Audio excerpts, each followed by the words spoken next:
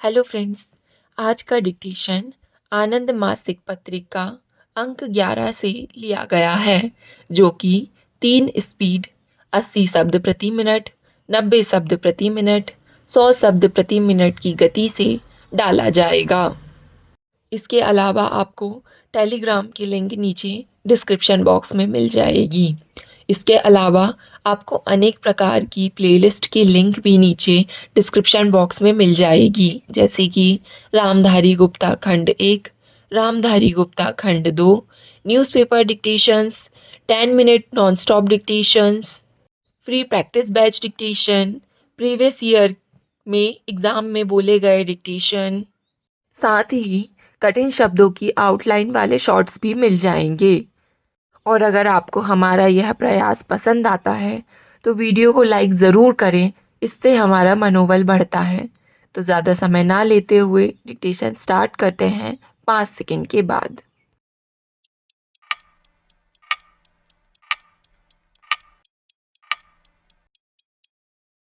Start.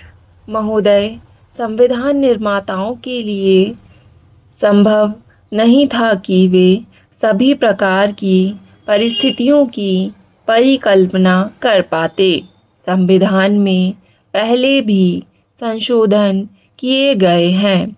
हमें संविधान को ऐसा बनाना है कि वह भारतीय जनता की आशा, आकांक्षाओं और आवश्यकताओं को पूरा करे।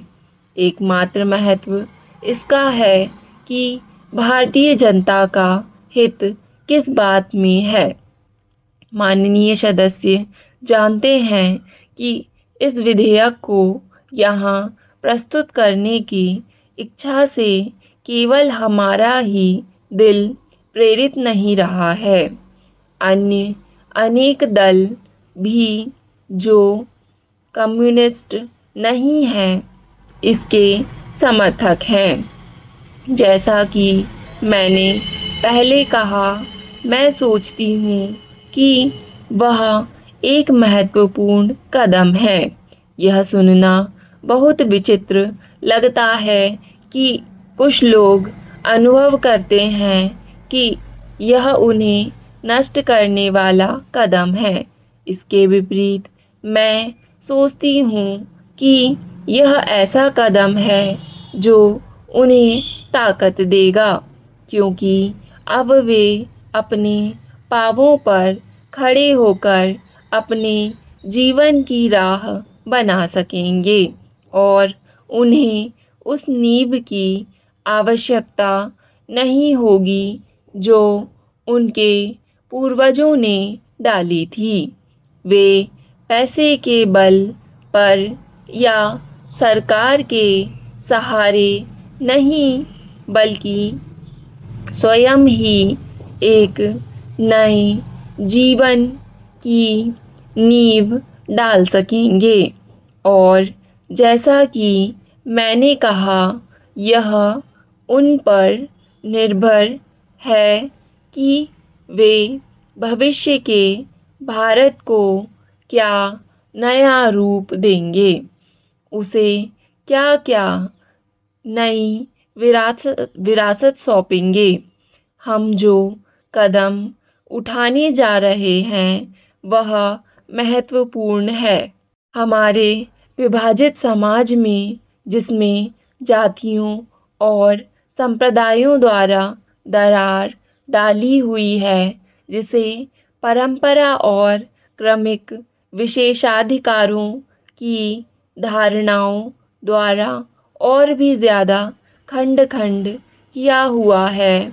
कोई ऐसा कदम जो कितना ही छोटा क्यों ना हो और जो ऊंच नीच और भेदभाव की समाप्ति की दिशा में उठाया गया हो, हमारे समाज के लोकतंत्रीकरण की दिशा में उठाया गया एक कदम है।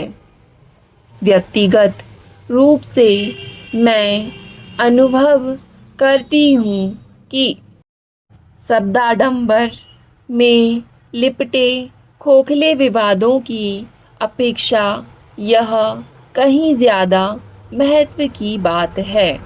यही कारण है कि जब यहाँ एक ऐसे विचार का प्रतिपादन किया गया जो भारतीय राष्ट्रीय आंदोलन के बुनियादी सिद्धांतों के एकदम प्रतिकूल था, तो मुझे बहुत पीड़ा अनुभव हुई।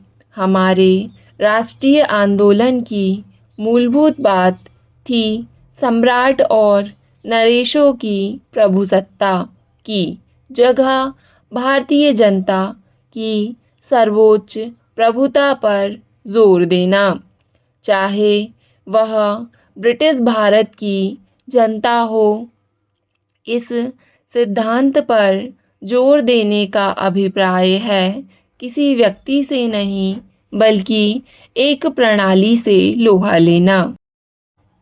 महोदय, इस माननीय सदन ने, दूसरे सदन ने नहीं, बल्कि इस सदन ने 19 दिसंबर 1969 को जो प्रस्ताव पारित किया था और जिसमें सरकार से कहा था कि वह भूतपूर्व नरेशों के प्रिवी पर्स तथा अन्य विशेषाधिकारों को समाप्त करने के लिए कानूनी तथा अन्य आवश्यक उपाय करे, उससे अब मेरा कार्य बहुत सरल हो गया है।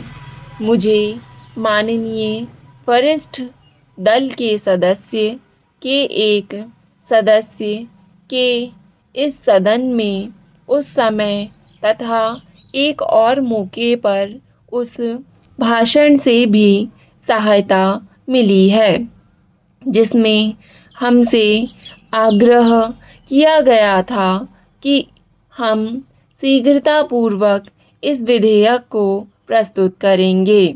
मैं समझती हूँ कि जिस शब्द का प्रयोग किया गया था वह था तुरंत। इस विधेयक में उन भावनाओं को मूर्त रूप दिया गया है। इसके द्वारा अनुच्छेद 291, 362 और 366 की 22वीं धारा को समाप्त कर दिया गया है। सरकार का उद्देश्य यह है कि प्रिवी पर्स को समाप्त किया जाए, विशेषाधिकारों को समाप्त या सीमित किया जाए और व्यक्तिगत शासन के विचार का अंत किया जाए। इस विधेयक से सदस्यों को अवसर मिलता है कि वे अपने प्रस्ताव को कार्यान्वित करें। उस संकल्प के संदर्भ में कोई भी जो कुछ कहेगा वह व्यर्थ का श्रम होगा और उसे उपदेश देने के समान होगा जो पहले ही उसकी भावना को अपना चुका है।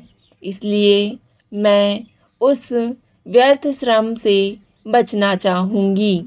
यह सदन हमारी जनता की भावना तथा अधिक समानता के लिए उसकी आकांक्षा से परिचित है। पिछले अवसर पर इस सदन के अनेक विशिष्ट सदस्य सामाजिक परिवर्तन की अनिवार्यता तथा हमारे समाज के लोकतंत्रीकरण पर अपने विचार बहुत सुंदर ढंग से व्यक्त कर चुके हैं और आपके सम्मुख आज प्रस्तुत विधेयक उस समय व्यक्त की गई भावना को ही प्रतिबिंबित करता है।